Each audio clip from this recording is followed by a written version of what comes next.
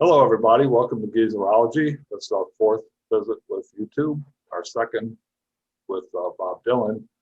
Today, Bob and I are going to talk about his latest release, released last summer, titled Rough and Rowdy Ways. This is Dylan's first album of new material in 8 years. So he'd been building up. He'd recorded a few albums, like 3 albums of standards. But he's back to writing songs, recording albums, and Bob and I are going to talk about it. Bob. Yes, sir. What did you think of Rough and Rowdy Ways? All right. Well, thank you, Scott. I feel a little guilty about beating up on a 79-year-old man, but I'm sorry, this really didn't do anything for me. I understand, Dylan is nearing the end of his life. He's looking back on his life. He's looking back on a lot of things that have happened to this country, and he's chronicling it in this album.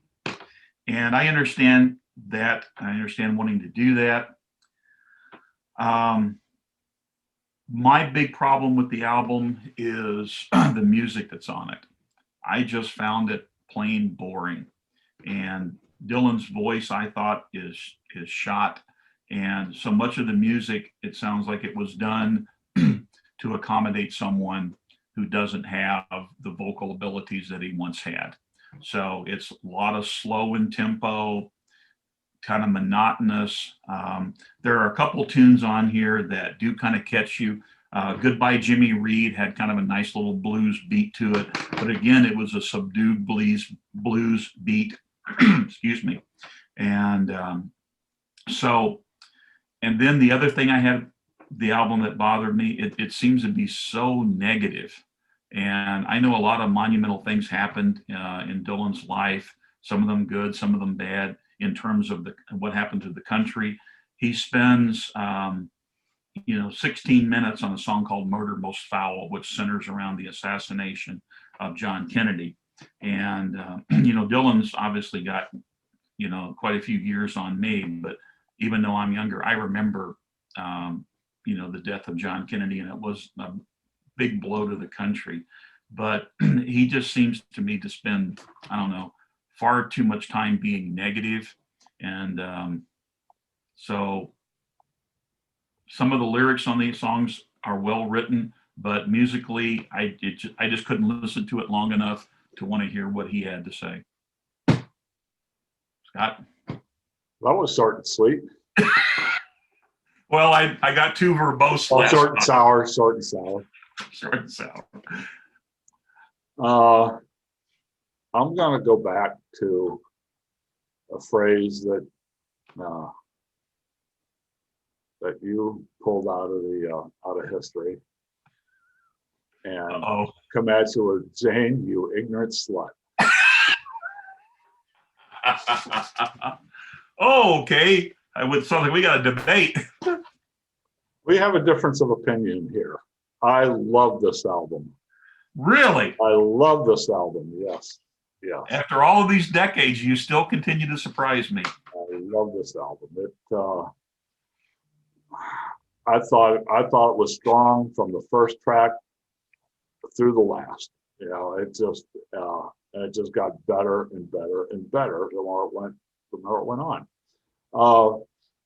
Let me clarify this week. This week was the first time that either Bob or I had listened to this album. Bob said that he found it. He said last Monday or Tuesday that he found it at the library, and he brought it home. He wanted to listen to it, and I thought, well, if you're listening to this for the first time, I'll listen to it for the first time too, and we'll talk about it.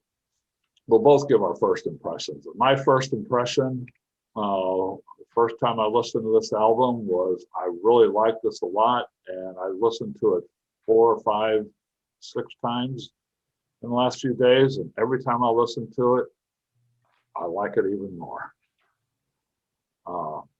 I think his voice is great in this album. Yeah, it's a little phlegmy.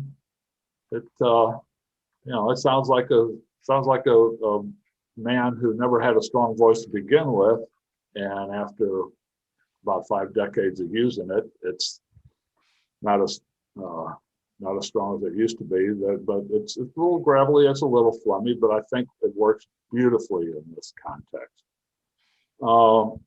I know last week I suggested that when we were talking about Highway 61 Revisited, and I just didn't like the way he sounded in that album at all. He was just out like screaming on a street corner. And I suggested that as time went on and Bob got a little more musical and he started getting producers who knew how to use his voice and make his voice part of the music. So I was going to make that point here that this producer nailed it with his voice. I'm looking, and this album does not have a producer credit. It's the first time I've ever seen an album without a producer credit. Do you have the cover there? No, I don't have it with me. Sorry. No, don't worry about it. No, I looked everywhere. Wikipedia says that there's no producer credited on it, and I couldn't find a reference to it anywhere. I looked all over the place. There's a guy who's credited with engineering and mixing, and he's a guy who has done a couple of previous Dylan albums. So he's a guy who worked for Dylan before, and I guess he's probably the closest singer to a producer on this album. I think it's great. I think the music is tight. It's low key. The music just kind of simmers under the surface pretty much throughout. Pretty low key. It never, it never bubbles up and starts boiling over. It's just this nice little bluesy, jazzy groove throughout. And this is not Bob Dylan standing on a street corner and yelling at people like he was with Highway 61 Revisited. To me, this is Bob Dylan. This is 79-year-old Bob Dylan sitting down in a rocking chair and calling his young great grandkid over and say, "Sit down, kid. I have some things to tell you. I've seen a lot of things I want to tell you about." Yeah, you said it was mostly negative. I didn't get it was mostly negative. I mean, there was negative things here, but what I heard, and not going in and studying the lyrics or anything, and just kind of soaking them in as I'm listening to the record. This sounds to me like Dylan just talking, like I say, just telling his great grandkid about all these things that he's saying. He hits all these cultural signposts throughout the entire record. He talks about God, everybody who's been anybody for the last 60 years. And it sounds like it feels to me like more of a journal than anything else. Like he's saying, okay, this happened, and let me tell you about this, let me tell you about that. Some of it was good, some of it was bad, but all of it was glorious. And that's what I get here. This just it just feels to me like this is Dylan giving a capsule overview of the things that have happened in his life. Not to him personally, but sort of the cultural signposts that he has seen through the last 60 years. You saw the Kennedy assassination, and he talks about the moonwalk. He mentions a lot of his fellow musicians. Names crop up in here throughout.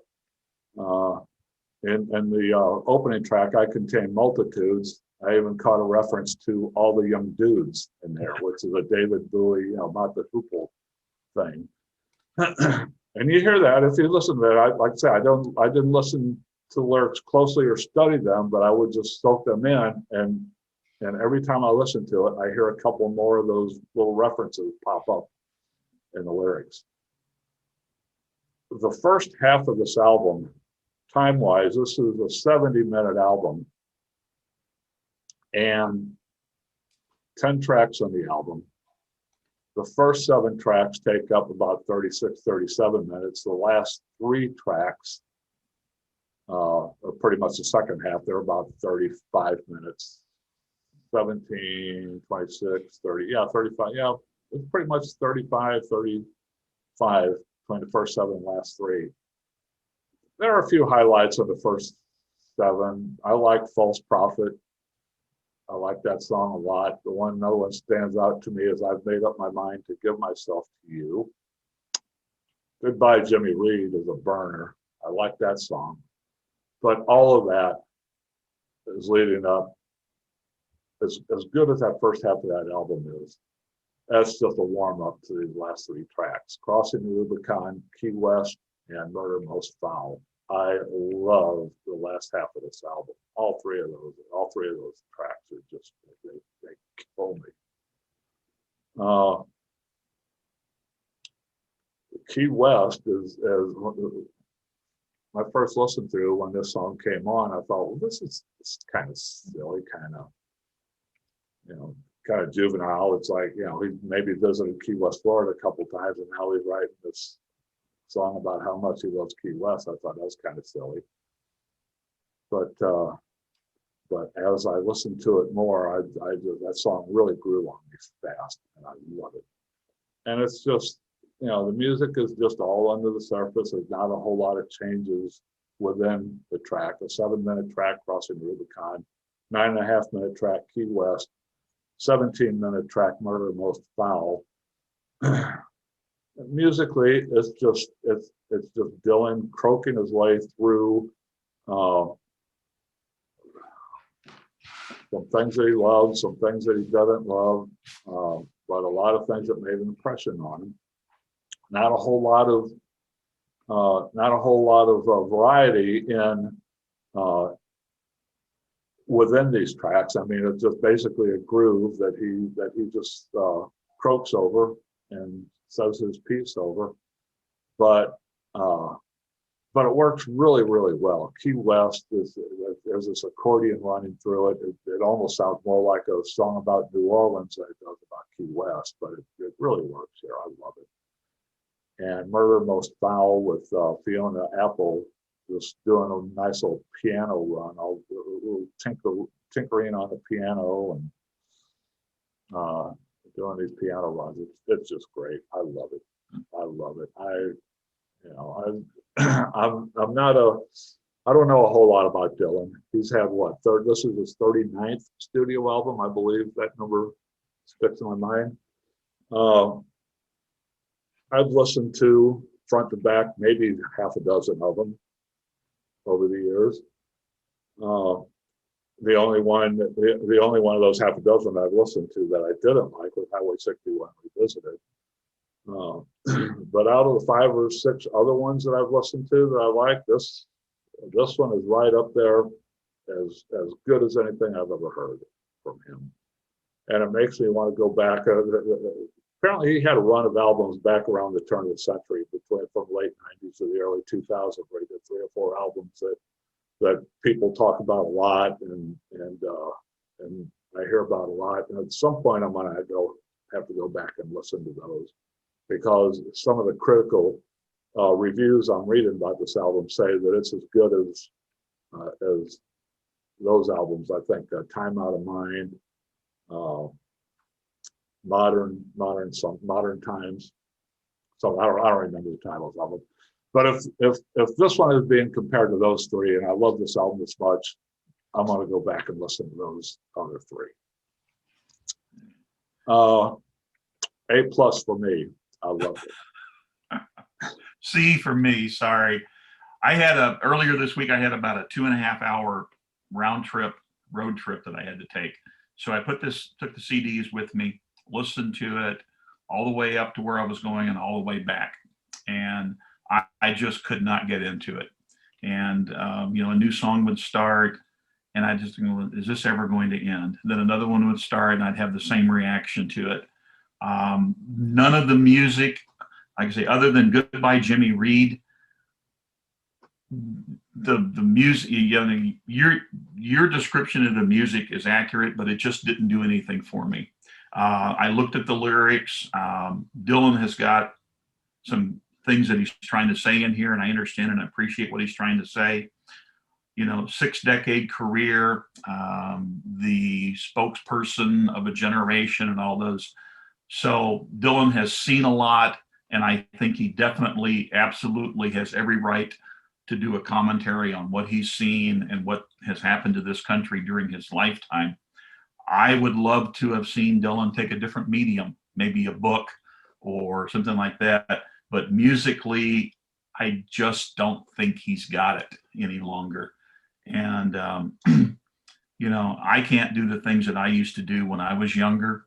Now, I've never been a musician, I've never been a singer. And Dylan never had a traditional singing voice. He had a voice that really worked with a lot of the material he did, just like Johnny Cash and Neil Young. You know, neither of them have traditional singing voices, but they use what they have really well for their material. I just felt that it was just too much having to compensate, you know, for the voice being gone. I've got a question for you though. Yeah. Do you? Well, before, I mean, you know, saying the voice being gone, it's like I did not.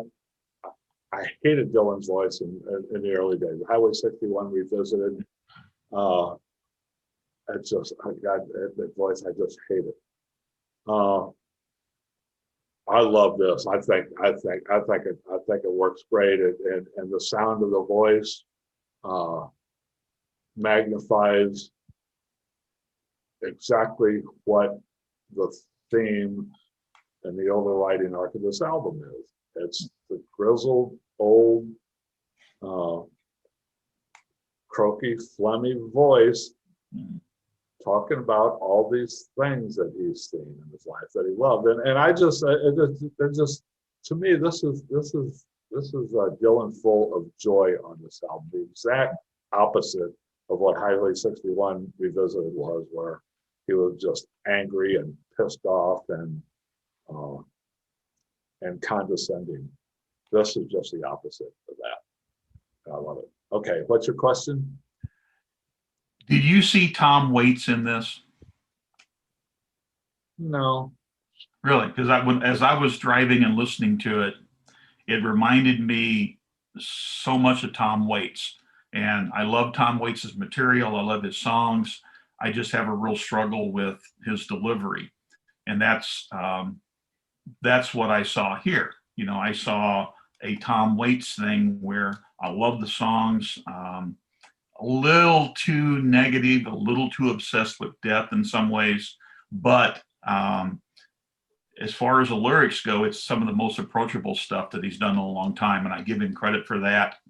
And I certainly understand, you know, the philosopher of wanting to take a look at, you know, what you've done with your life and what's happened to the country during that time. But it was just the delivery. And that was the same kind of problem I had some with Highway 61 Revisited. You know, it's just the music wasn't compelling enough to me to want to listen to it. So, but I was just curious if you had seen a kind of a Tom Waits type thing in it. No, I mean, you know, his voice is like I say, it's a little phlegmy, it's a little croaky in some parts, but that's just from wear and tear. Where Tom Waits' voice, it's a natural gravelly thing, and it's one of that's what let's not go into Tom Waits. No, for that reason. I mean, you know, just the only comparison is that you know, there's a little gravelly sound there, but with Dylan, it's just from being worn out. With Tom Waits, that's just organic with him.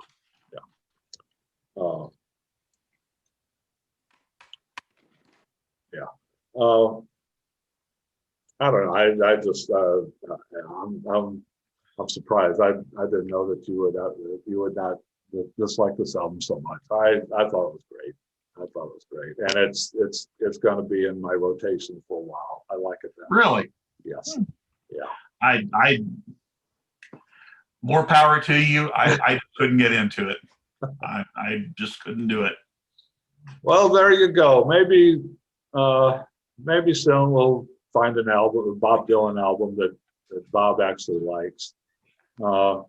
I'm actually, this is our second one. I didn't like Highway 61 Revisited again, but out of the 5 or 6 albums that I've heard of Dylan, I like them all except for Highway 61 Revisited. So maybe one of these days we'll figure out one and we'll find one that Bob likes. Well, he's done a lot of stuff that went past my radar, as he's been around for so long and has done so much stuff. Folk Bob Dylan I really liked, and the gospel albums I liked, but I've got a lot of albums I've never really even seriously listened to that I need to dig out. So yeah, I'm going to take another run back and try to pick up some other stuff on I like rock and roll Bob Dylan. I did not like folk Bob Dylan. I found folk Bob Dylan. I like rock and roll Bob Dylan, and this is rock and roll Bob Dylan. This is not rock and roll. Sure it is. No, it's not. Sure it is. No, it's not. It's not Jerry Lee Lewis rock and roll, but there's a lot of rock and roll going on. I love the Rolling Thunder reviews. Sort of bluesy rock and roll. Jazzy rock and roll. No. That album cover was. We don't see the album cover now, but it'll be on the screen when the video. Yeah, I have it here in front of me. Yeah, the album cover is. I think it was a picture taken decades ago. A photo taken decades ago at a dance club in the basement of some dance club or something, where a couple of people are dancing, the guy standing over the jukebox. Mm-hmm. And a lot of this music sounded exactly like the music that you would expect to hear coming out of that jukebox in that photograph. No. Yeah. There's nothing on here you dance to. Well, there's not a lot on there that I would dance to. But, of course, I don't dance to anything. I dance like a ruptured water buffalo. So. Bob, anything else you want to add? No, I guess I've committed my sacrilege for the week. Okay, we'll find a Dylan album that you'll give thumbs up to one of these days. But probably we'll come up with something else. We don't need to make this a Bob Dylan channel. We'll find something next week. Geezerology.com, the blog. You have anything coming up? Yeah, sure. I've got 2 pieces that are completely written, just waiting to put up on the site. One is I've written about Deep Purple's Smoke on the Water and connected it to a lifelong friend of mine who's a guitarist. So I've kind of tied those 2 together. I've got another piece finished about a little top 40 song called Back When My Hair Was Short, and tracing the origins of that song. When it first came out, it was really deep into drug usage and stuff, and then got cleaned up to become a top 40 hit. So there's kind of an interesting little story behind that. Got several other things I'm working on. I'm doing a thing on Jesus Christ Superstar. Working really hard on trying to write about the Doors and their first album, which was probably one of the most important albums of my life. And I'm really struggling getting that one together. But that's what I've got going on right now. Okay. We'll get back to on the YouTube videos here. We want to get back and do a couple more Doors albums eventually. We'll circle back around to those. I've got a couple things in the works. I'm going to write about a little indie band that I was listening to 7 or 8 years ago, quite a bit, out of Portland, Oregon, called Viva Voce. They never really broke through, but I discovered them, and they were really good for a short period of time. They're no longer around, but I wanted to write about them, and also something that will make Bob laugh. to revive and have a callback to his previous post about the cannibals in Timothy. That's all I'm gonna say. Okay. I found something that I can link pretty directly to that song. That it's just something I discovered a couple of days ago that you'll find pretty funny. Oh, And I'll keep you all in suspense. I won't tell you exactly what. you have me intrigued. That's probably, I'll probably have that ready to go in the next day or two. That's probably going to be my next one. I was working on the Viva Voce one, and then all of a sudden I got distracted by this other thing. I thought this will be a little quicker to put together, so I want to work on this. Okay, everybody. Thanks everybody for listening. Please go read us at geezerology.com. If you're over on Facebook at any point, look up Geezerology on Facebook. Bob is doing a little bit with a page there. And it's good to see you. We'll talk to you next week. All right. Take care, folks. Bye.